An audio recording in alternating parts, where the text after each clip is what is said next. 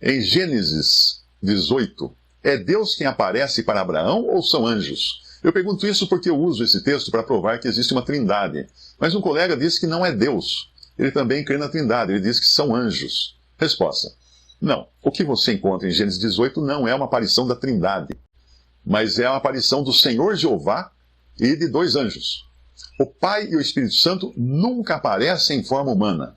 Anote isso aí. O Espírito, sim, apareceu em forma de uma pomba no batismo de Jesus, mas não em forma de homem. Apenas o Filho, que é o Senhor ou Jeová, no Antigo Testamento, é quem aparecia em forma humana. E também os anjos, não é? Quando você lê o anjo do Senhor, provavelmente, na maioria das vezes, se a tradução for correta, é porque é o próprio Senhor. Mas quando o texto diz um anjo do Senhor, é porque é um anjo. Ok? Repare que na passagem é o Senhor mesmo quem aparece e os outros dois homens são anjos em forma humana. Pois assim que terminaram de visitar Abraão, eles partem para Sodoma, enquanto o Senhor permanece com Abraão. É preciso também tomar cuidado com a generalização da expressão Deus, colocando isso em todos os casos, porque a Bíblia faz distinção quando é Deus, e aparece isso no original, no Antigo Testamento, como Elohim, e quando é Senhor, que no Antigo Testamento é Jeová. Em Gênesis 18:1 diz assim: depois apareceu-lhe o Senhor, ou seja, Jeová, nos carvalhais de Mamre, estando ele assentado, Abraão assentado à porta da tenda no calor do dia. E levantou seus olhos e olhou, e eis 3 homens em pé junto a ele. E vendo-os, correu da porta da tenda ao seu encontro, e inclinou-se à terra.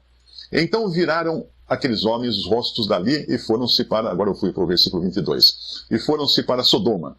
Mas Abraão ficou ainda em pé diante da face do Senhor. Em Gênesis 19:1, desvieram os 2 anjos a Sodoma à tarde, e estava Ló sentado à porta de Sodoma. E vendo-os, Ló levantou-se ao seu encontro e inclinou-se com o rosto à terra. Então está muito claro a distinção onde é o próprio Senhor e onde são os anjos. Pergunta: Cristo tem 2 esposas? Resposta: sim, Cristo tem 2 esposas. Uma da qual ele se divorciou temporariamente, que é Israel, e a outra que é a igreja, que é a nova criação. Gálatas 4:22 diz: porque está escrito que Abraão teve 2 filhos, um da escrava e outro da livre. Todavia, o que era da escrava nasceu segundo a carne, mas o que era da livre nasceu por promessa. O que se entende por alegoria, porque estas são as 2 alianças, uma do monte Sinai, gerando filhos para a servidão, que é Agar. Ora, esta Agar é Sinai, um monte da Arábia, que corresponde a Jerusalém que agora existe, pois é escrava com seus filhos. Aí o versículo 26 diz: mas a Jerusalém que é de cima é livre, a qual é mãe de todos nós. Walter Potter comenta da seguinte maneira: temos uma ilustração da beleza do casamento no Salmo 45. Trata-se da Jerusalém terrenal como tipo, como figura, até onde esse tipo pode representar-se assim. Como um tipo ou figura da Jerusalém celestial. O Salmo se refere a Jerusalém e às cidades de Judá. O versículo 6 se aplica ao Senhor Jesus, conforme o vemos apresentado em Hebreus 1:8. É importante vermos que o Senhor tomará 2 esposas, a terrenal, que é a esposa judia, e a celestial, que é a igreja. Ele entrará em um relacionamento com a celestial antes de fazê-lo com a terrenal, e será um diferente tipo de relacionamento. Antes de ele se estabelecer com Israel em uma relação matrimonial, ele terá que limpar o caminho por meio de um juízo. A palavra de Deus diz: cinge a tua espada coxa, ó valente, com a tua glória e a tua majestade. E neste teu esplendor cavalga prosperamente por causa da justiça, da mansidão e da verdade, da mansidão e da justiça. E a tua destra te ensinará coisas terríveis. Salmo 45, de 3-4. Pergunta: eu vi o vídeo de um pastor dizendo que o arrebatamento é um engano, que só foi pregado a partir do século XIX e não é aceito na maioria das igrejas hoje. Resposta: antes de me perguntar sobre a opinião de algum pastor ou bispo que criticou o arrebatamento, e criticou o dispensacionalismo, e criticou outras verdades que ficaram esquecidas por séculos de catolicismo e protestantismo, faça a si mesmo a seguinte pergunta: que interesse teria um clérigo em desacreditar doutrinas professadas por irmãos congregados ao nome do Senhor, que entendem que a igreja não precisa de clérigos? Que interesse teria um clérigo em criticar essas doutrinas que incluem a não necessidade de existir um clérigo? Pergunta: se o Espírito Santo é quem convence o homem do pecado e do juízo, como poderá haver conversões no mundo depois do arrebatamento da igreja, quando o Espírito Santo será tirado da terra? Resposta: quando eu não estou em casa, eu continuo em contato com a minha casa para ver se as coisas estão caminhando bem, para dar instruções, etc. Assim é o Espírito Santo. Ele nunca habitou na terra, como aconteceu na presente dispensação. Mas mesmo assim, ele não deixou de converter e guiar as pessoas antes da fundação da igreja, em Atos 2. O Espírito Santo mudará o seu domicílio, ou seja, voltará para o céu, mas continuará a atuar aqui. Pergunta: quer dizer que quem morre ou dorme já vai morar com Jesus, já passa a viver a vida eterna? Então Jesus, quando voltar, não tem necessidade de ressuscitar quem já morreu com ele, porque já está com ele, no céu, gozando no céu de uma nova vida. Em sua volta, levará somente os vivos. Quando ele voltar, ele levará somente os vivos, que permanecerem fiéis e obedientes até ele surgir entre nuvens, para arrancar os salvos vivos nos 4 cantos da terra. Bom, resposta. Tem um bocado de confusão na sua pergunta, hein? Recapitulando, Cristo não veio salvar fiéis e obedientes. Cristo veio ao mundo salvar pecadores, do qual Paulo os coloca como principal. Quando alguém crê em Jesus, ele é perdoado de todos os seus pecados e recebe a vida eterna já. Se ele pecar, ele não perde a sua salvação, ele perde a sua comunhão e a tristeza invade a sua alma. Para isso existe a confissão. Somos exortados a, quando pecarmos, confessarmos, porque se dissermos que não temos pecado, estamos dizendo que Jesus é mentiroso, que Deus é mentiroso. Então, se você morrer, o seu espírito e alma vão para o paraíso ficar com Cristo, mas o seu corpo vai para a sepultura. Ele você não fica dormindo. É apenas uma expressão relacionada ao seu corpo. Você nunca ouviu alguém dizer no velório de outra pessoa: veja, parece que está até dormindo. Dirão no seu e dirão no meu, se a gente morrer antes de Cristo vir buscar a sua igreja. Na ressurreição, o espírito e a alma voltarão a se encontrar com o corpo ressuscitado, para estar o ser humano daí integral, espírito, alma e corpo, para sempre no céu. Porque lá nós temos um Salvador que está em espírito, alma e corpo, e não só em alma, em espírito e alma. Ok? Pergunta: a Bíblia diz: educa a criança no caminho em que deve andar e até quando envelhecer não se desviará dele. Provérbios 22:6. Como garantir que isso funcione se tem filhos de crentes que já até assassinaram pessoas? Resposta: todo ensino tem 2 pontas, a do que ensina e a do que aprende. Se uma das pontas falhar, de nada adiantou. Mas a ponta que não falhou, não tem culpa disso. O professor dá aulas para uma classe de 30 alunos, e dela sai um grande cirurgião e um grande traficante. Foi culpa de quem? Filho meu, ouve a instrução de teu pai, e não deixes os ensinamentos de tua mãe. Provérbios 1:8. De maneira que cada um de nós dará conta de si mesmo a Deus. Romanos 14:12. Um jovem perguntando: eu devo obedecer Provérbios 1:8? Sempre. Não deixes o ensinamento de tua mãe. Uma outra versão fala: não deixe a doutrina de tua mãe. Não deixe o ensino de tua mãe. Provérbios é um livro que fala da vida aqui na terra e de como é um bom proceder na terra. Então, quando diz não deixes o ensinamento de tua mãe, é óbvio, ululante, que ele está falando dos ensinamentos corretos, não é?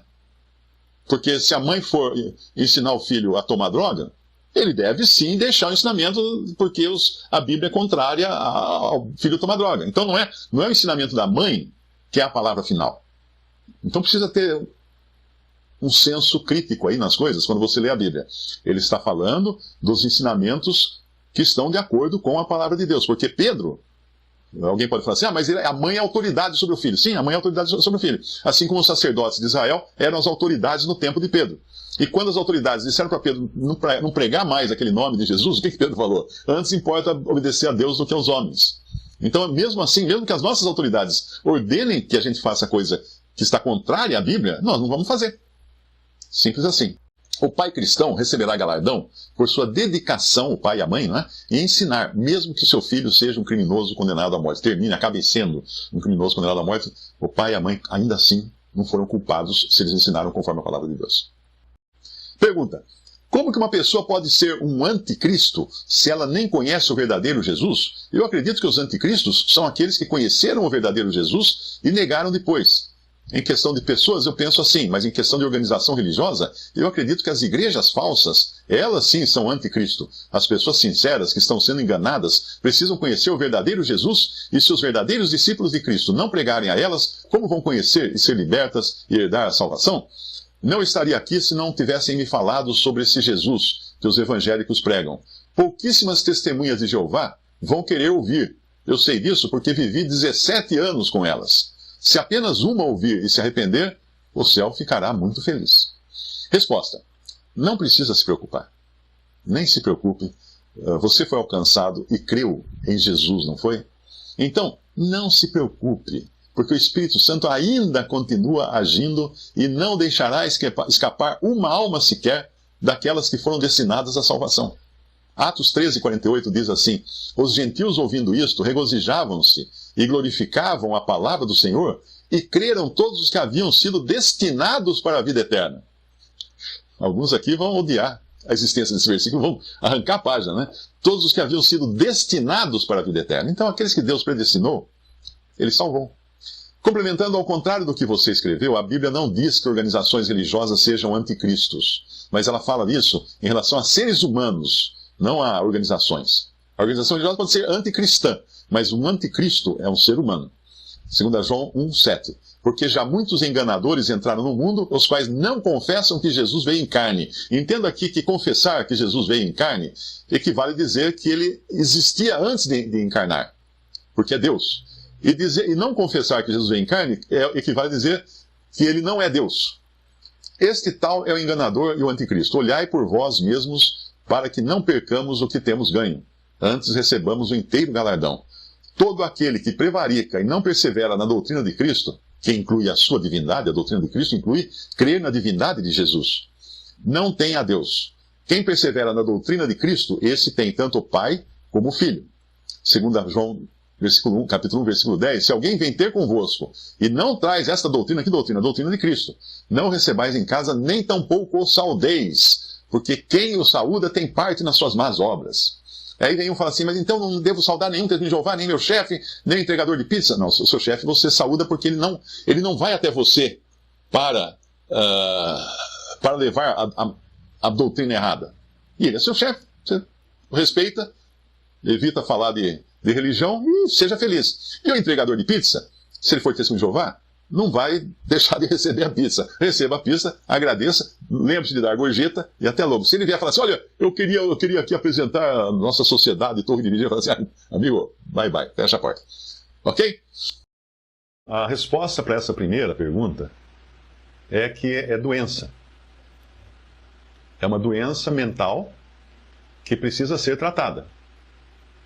É bom buscar ajuda de psicólogas ou psiquiatras, porque isso é automutilação, é um ódio que a pessoa tem contra si mesma, ou contra qualquer outra pessoa, mas tenta aplicar no seu próprio corpo. Então, eu sugiro que quem tiver alguém na família com esse problema, porque isso aí virou moda, né? É mais comum entre mulheres, entre adolescentes e meninas do que meninos. Eu sugiro que a família procure ajuda médica. Procure ajuda médica. É mais que pecado. Porque se é uma pessoa convertida a Cristo, ela vai saber que o seu corpo é o templo do Espírito Santo. Agora, você vai cortar o seu corpo, você vai pegar uma gilete e começar a cortar a pele do seu corpo, que é o templo do Espírito Santo. Não sois de vós mesmos, o Senhor fala. Não sois de vós mesmos. Eu deixo meu carro na sua casa, vou viajar, falo assim, pode deixar na sua garagem? Ah, pode deixar. Você pode até usar o carro, está aqui a chave, quando você precisar. Então. Aí você pega um prego e vai lá na porta e começa a passar na porta o prego, na tinta da porta. Quando eu chego e viajo, o que é isso? É moda agora, cortar a tinta da porta do carro. Não, isso é um desrespeito muito grande. O carro não é seu. Né? Isso aí é um problema. É um problema. Então eu sugiro que quem tiver esse problema procure ajuda médica, porque às vezes precisa descobrir de onde vem isso daí, né? Vem de uma mágoa profunda. É claro, buscar no Senhor também, em oração, mas pode vir de mágoas profundas, de choques, de traumas, mas também pode vir de moda que agora na internet o pessoal, a meninada, um conversa com o outro e quer mostrar que faz coisa como essa, né? Que vira moda até. Mas, resumindo, sim, é pecado e é um pecado grave, porque você está mutilando o corpo que não pertence a você. O segundo aqui, o espírito ou a alma que vai... É o espírito ou a alma que vai para o céu ou inferno. Porque no Antigo Testamento diz em certa parte que a alma que pecar, esta morrerá. Essa frase do Antigo Testamento, é preciso entender que ali é morte física. Porque se você pegar o versículo todo, é Ezequiel 18. Ezequiel 18, versículo 4. A tradução literal disso é nefesh, no hebraico. E nefesh tem vários significados. É ser vivo. Um ser vivo. Um ser vivo que pecar, este morrerá. Então, a própria pessoa, poderia traduzir assim, a pessoa, todas as pessoas são minhas. Como é a pessoa do pai, assim também a pessoa do filho é minha. A pessoa que pecar, essa morrerá. Todos os versículos, todas as palavras aí, você poderia trocar por pessoa, no lugar de alma. Então não é a alma invisível ou coisa assim, é a pessoa. A pessoa que pecar, essa morrerá. E aí, se você ler a continuação, você verá que ele está falando de pena de morte. No versículo 20, ele repete a frase: a alma que pecar, essa morrerá. O filho não levará a iniquidade do pai, nem o pai levará a iniquidade do filho. A justiça do justo ficará sobre ele, e a impiedade do ímpio cairá sobre ele. Mas se o ímpio se converter de todos os pecados que cometeu, e guardar todos os meus estatutos, e proceder com retidão e justiça, certamente viverá, não morrerá. Ele está falando aqui de pena de morte. No versículo 26, desviando-se o justo da sua justiça e cometendo iniquidade, morrerá por ela. Na iniquidade que cometeu, morrerá. Então entenda que aqui ele está falando de pena de morte. Por isso que ele diz no último versículo 32 de Ezequiel 18, porque não tenho prazer na morte do que morre, diz o Senhor Deus. Convertei-vos, pois, e vivei. Deus não tem prazer na morte de ninguém, nem na morte do ímpio. Esses dias na internet, aí morreu um filósofo, né, famoso aqui no Brasil, Olavo de Carvalho, acho que é o nome dele. E ele era apegado aos partidos de direita, às ideias de direita, e combatia com veemência as ideias de esquerda. E no dia seguinte da morte dele, tinha no Twitter um monte de gente, assim, dando risada, falando, vai ficar com o diabo agora, e alguma coisa. E até jornalistas, em colunas de jornais, jornalistas participantes de ideias de esquerda, dando bem feito para ele. É isso aí mesmo, ainda bem que morreu e tal, né? E falando um monte de coisa. Isso mostra o que é o ser humano. Isso mostra o que é o ser humano. Por isso que quando Davi pecou, e o Senhor deu a ele eram três tipos de castigo que poderia cair sobre ele. Ele escolhe um castigo que viria do Senhor.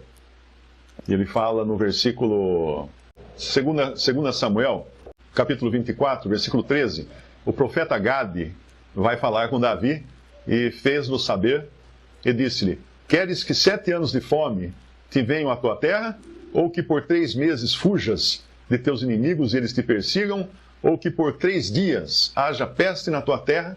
Delibera agora e vê que resposta hei de dar ao que me enviou. Então disse Davi a Gade: estou em grande angústia, porém caiamos nas mãos do Senhor, porque muitas são as suas misericórdias, mas nas mãos dos homens não caia eu. Caia eu nas mãos do Senhor, caiamos nas mãos do Senhor, mas nas mãos dos homens não caia eu, porque o Senhor é riquíssimo em misericórdia. Então essas pessoas que zombam da morte de alguém, não entenderam isso. Que Deus não tem prazer na morte de ninguém, muito menos do ímpio. Deus quer que o ímpio se converta, não que morra. Mas voltando à pergunta, então, essa passagem aqui, a alma que pecar, essa morrerá, é a pessoa que pecar, essa morrerá. Porque assim era a lei de Israel. A pena de morte caía sobre aquele que cometesse um pecado. Nós sabemos que a pessoa era apedrejada, né? Cometia um pecado, apedrejada. E até mesmo no começo da igreja, com todo o poder que estava acontecendo ali naquele início, Deus aplicou também pena de morte, né? Os apóstolos tinham o poder de aplicar pena de morte, como em Ananias e Safira, que mentiram para o Espírito Santo e caíram mortos. Como aquele outro homem que estava dormindo com a madrasta, em 1 Coríntios 5, e Paulo deu a sentença, que ele seja entregue a Satanás para a destruição do corpo, para que o seu espírito seja salvo no dia do Senhor. Outra pergunta aqui. Boa noite, amados irmãos. Tenho uma dúvida. Eu já li nas cartas a Timóteo e também nas cartas do apóstolo João, mas esses dias lendo a carta do apóstolo Paulo aos Hebreus, que são judeus convertidos, pelo que entendi, ele também falou sobre isso. Acho que se chama apostasia. Ele escreve assim: quão mais severo castigo julgam vocês merece aquele que pisou aos pés o Filho de Deus, profanou o sangue da aliança, pelo qual ele foi santificado e insultou o Espírito da graça. Hebreus 10, 29. Como é isso? Como é esse tipo de pessoa? Bem, uma pessoa apóstata é alguém que conheceu a verdade, aqui só, mas não se converteu, não nasceu de novo. É aquele que fala lá em Pedro, que a porca lavada voltou ao lamaçal. Por que a porca lavada? Porque ela teve contato com a verdade deu um banho de loja nela, né? Ela está limpinha, mas na primeira oportunidade, para onde ela vai? Ela vai voltar para o lamaçal, porque ela nunca nasceu de novo, nunca deixou de ser porca, nunca foi nova criatura. Então é importante entender isso. Um cristão, ele nunca irá apostatar. O apóstata é um que não creu. Eu acho que fala em Hebreus capítulo 6. Veja só, no versículo 4. Porque é impossível que os que já uma vez foram iluminados. Quem é que foi iluminado? Qualquer pessoa que teve contato com a luz do Evangelho, com a luz da verdade. E provaram o dom celestial, a dádiva celestial. Qualquer pessoa que tenha sido influenciada e beneficiada por Cristo e pela palavra de Deus. E se tornaram participantes do Espírito Santo. Não diz aqui que receberam o Espírito Santo. Se tornaram participantes do Espírito Santo. E provaram a boa palavra de Deus, as virtudes ou os poderes do século futuro, ou seja, do milênio, e recaíram. É impossível que sejam outra vez renovados para arrependimento, pois assim quanto a eles, de novo crucificam o Filho de Deus e o expõem à vergonha ou ao vitupério. Quem é essa pessoa? É uma que nunca creu. Veja que ele... Pega Judas, põe Judas aqui, ó. Porque é impossível que Judas, que uma vez foi iluminado, que uma vez provou o dom celestial, que se tornou participante do Espírito Santo, andava ali com Cristo, com os discípulos, Judas, eu creio até que ele fizesse milagres. Provou a boa palavra de Deus e as virtudes, os poderes do século futuro, e recaiu. É impossível que ele seja renovado para arrependimento. Pensa em Judas. Judas era um apóstata. Porque aqui não fala em lugar nenhum que creu. Não fala que creram. E creram em Jesus ou alguma coisa assim, não. E nasceram de novo também não fala. Fala só de pessoas que receberam a influência exterior do contato com as verdades do Evangelho, do contato com Cristo, do contato com o Espírito Santo, mas nunca creram verdadeiramente. Visite respondi.com.br